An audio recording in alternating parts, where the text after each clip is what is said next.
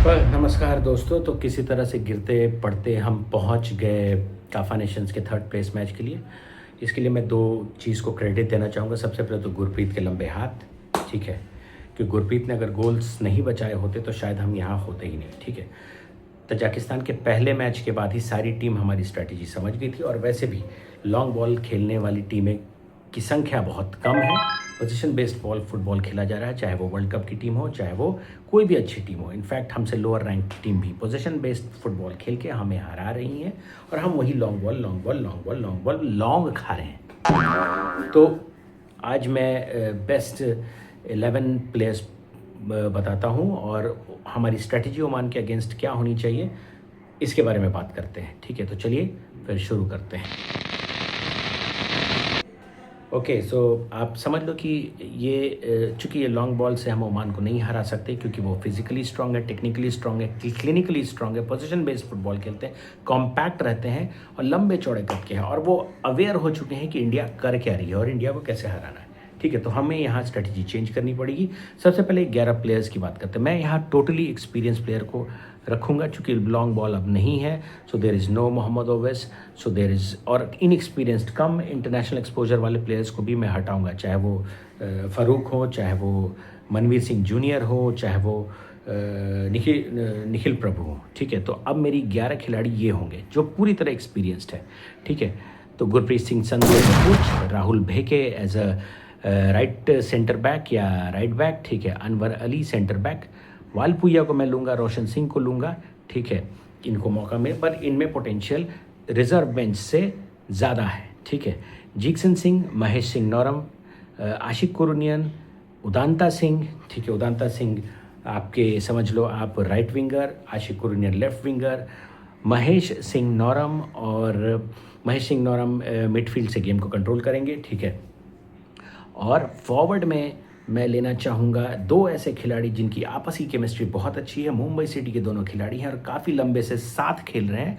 चूँकि इनकी केमिस्ट्री अच्छी है, एक दूसरे के गेम प्ले, गेम स्टाइल और कोऑर्डिनेशन को, और इंटरनली एक दूसरे को समझते हैं, तो ये दो खिलाड़ी जो फॉरवर्ड में हो गए एक्चुअल फॉरवर्ड, एक लालजू चांगटे और दूसरा विक्रम प्रताप सिंह, ओके। ये दोनों खिलाड़ी फॉरवर्ड होंगे। तो अब बात करते हैं, आप टीम समझ गए, अब बात करते हैं हमारी स्ट्रेटजी क्या होगी। देखिए, अब हम स्ट्रैटेजी ये होगी कि मिडफील्ड से हमें गेम को कंट्रोल करना होगा, instead of playing long ball जो कि प्रोलिफिक नहीं है, फ्रूटफुल नहीं है, और सारी टीमें अब जानती हैं। तो instead of playing long ball हमें मिडफील्ड से गेम को बनाना होगा शॉर्ट पासेस से। मिडफील्ड से हमें जीक्सन सिंह को और महेश सिंह नौरम को बॉल, डिफेंस हो चाहे मिडफील्ड हो, इनको मिडफील्ड से बॉल को बनाना होगा, और ये बॉल बना के फॉरवर्ड को आगे बॉल बढ़ाएंगे, ठीक है। अगर ये मिडफील्ड में अगर ये बॉल को कंट्रोल में रखेंगे, पोजीशन बेस्ड रखेंगे, ओमान के खिलाड़ी फटेंगे तो स्पेस बनेगा। उनको फ्रस्ट्रेट कर देना है बॉल अपने पास रख के, ठीक है। फटेंगे तो स्पेस बनेगा। यही हमारे दो फॉरवर्ड्स और दोनों विंगर्स, ठीक है, राइट विंग पे आशिक कुरुनियन, राइट विंग पे उदांता, लेफ्ट विंग पे आशिक कुरुनियन, ये दोनों विंगर्स की मदद से आगे गोल होने के चांसेस बनेंगे। So position based football, buildup football, goal ball creation football, यही सिंपल फार्मूला है। डिफेंस को मुस्तैद रहना है, मिडफील्ड को बहुत अलर्ट रहना है, क्योंकि गेम उन्हें ही कंट्रोल करना है। देखिए, हमारे दो जो विंगर हैं वो काफ़ी तेज़ है, चाहे उदांता हो चाहे आशिक, ये तेज़ दौड़ते हैं, तो ठीक है। इनको स्पेस ओमान के फुल बैक के पीछे से स्पेस ढूंढना होगा। कई बार कट इन कट बैक, ये दोनों का यूज़ करके आपको गोल बॉल बना के फॉरवर्ड्स को देना होगा, या आपको भी मौका मिले तो आप हिट ले सकते हैं, पर वो मौका 99% आप श्योर हो कि आपका हिट गोल में जा रहा है। Else just pass it to fellow players. और हाँ, इस दौरान स्पेस ऑक्यूपाइंग अच्छे से होनी चाहिए, ताकि हमारा पास रिसीव किया जा सके और गलत पास ना जाए, जो कि हम करते आ रहे हैं। और हाँ, मिडफील्ड को बहुत टाइट रहना होगा, क्योंकि महेश और जिक्सन, अगर बॉल लूज हुआ, डिफेंस को कॉम्पैक्ट हो जाना है, ठीक है, मिडफील्ड को भी कॉम्पैक्ट हो जाना है, और तुरंत काउंटर अटैक शुरू कर, बॉल प्रेसिंग, काउंटर अटैक नहीं, बॉल प्रेसिंग शुरू कर देना है। जैसे हमारा जूनियर अंडर 23 टीम बहरीन के अगेंस्ट किया था, बॉल लूज होता था, वो प्रेसिंग शुरू कर देते। यही टीम हमारे सीनियर्स में नहीं है, वो बॉल प्रेसिंग नहीं करते। तो बॉल लूज होने की कंडीशन में हमें प्रेसिंग शुरू कर देना है बहुत तेज़ी से। बॉल कंट्रोल हो गया। कंट्रोल स्ट्रेटजी क्या अपनानी है? कंट्रोल स्ट्रेटजी ये है कि जब भी ओमान अटैकिंग मोड में आएगा वो स्पेस खुलेगा। स्पेस जैसे खुलेगा, यहाँ हमारे मिडफील्ड को सतर्क हो जाना है और बॉल बना के फॉरवर्ड को देना है। ठीक है, स्पेस खुलेगा, फॉरवर्ड को देना है और आपसी कोऑर्डिनेशन, बॉल पास, क्लियरेंस वगैरह ठीक करके हिट लेना है ताकि ओमान पर प्रेशर बने। ठीक है, स्पेस खोलना, ओमान के खिलाड़ियों का स्पेस खोलना, बॉल अपने पास रख के, ये पर्पस होना चाहिए। अब सामने वाले की कमज़ोरी बताता हूँ मैं। 3 मैचेस मैंने ओमान के देखे, हाइलाइट्स देखे। ओमान सेट पीसेस पे कमज़ोर है। ठीक है, उनका डिफेंस अच्छा है, उनका अटैक अच्छा है, ठीक है, मिडफील्ड भी अच्छा है, सब वो कंट्रोल करके चलता है, पर सेट पीसेस पे वो कमज़ोर है। ठीक है, तो कॉर्नर, सेट पीसेस, इन सब पे हमारे खिलाड़ियों को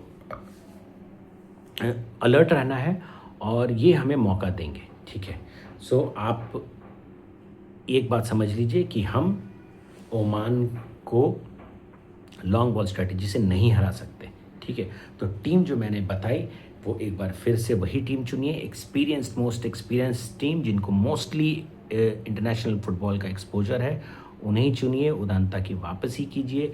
जिक्सन भी होने चाहिए, महेश भी होने चाहिए, अनवर भी होने चाहिए, भेके भी होने चाहिए, रोशन सिंह और वालपुइया के साथ साथ विक्रम प्रताप और चांगटे की जोड़ी जो फॉरवर्ड खेलती है मुंबई सिटी एफसी के लिए, इनकी केमिस्ट्री काम आएगी हमारे ओमान वाले मैच में। तो ये मेरी स्ट्रेटजी है। और एक बात मैं दिल से कहना चाहूँगा कि अब स्थिति ऐसी है कि लोअर फीफा रैंक वाले भी हमें आके हरा जाते हैं। गलती सिर्फ एक ही है, लॉन्ग बॉल। ठीक है, हम बिल्डअप गेम नहीं खेलते, हम पोजीशन बेस्ड नहीं खेलते।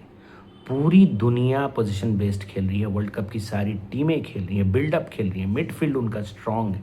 ठीक है, और डिफेंस में भी एरर है। डिफेंस में भी हम जो लास्ट मैच में अफगानिस्तान ने अटैक किए थे उसमें डिफेंस में गैप बना था। अगर आप हाईलाइट देखेंगे, डिफेंस में गैप बना था, तभी 2 गोल गुरप्रीत को बचाने पड़े थे, 3 गोल।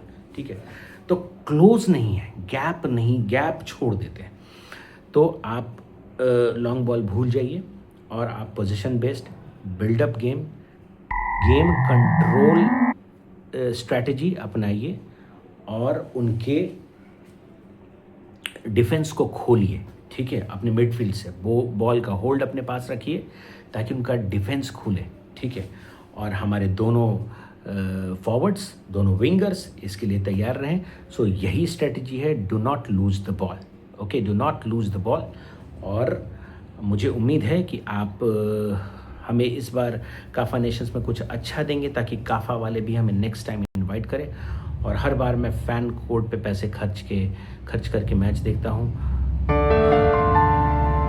मुझे इस बार अफसोस, या मेरे जैसे कई फैंस को आप अफसोस में नहीं रखेंगे। ठीक है, दुख लगता है। ठीक है, एक बार सुनील छेत्री ने कहा था हमसे कि हम लोगों से, फैन से, कि please come us, watch us. ठीक है, please come and watch us.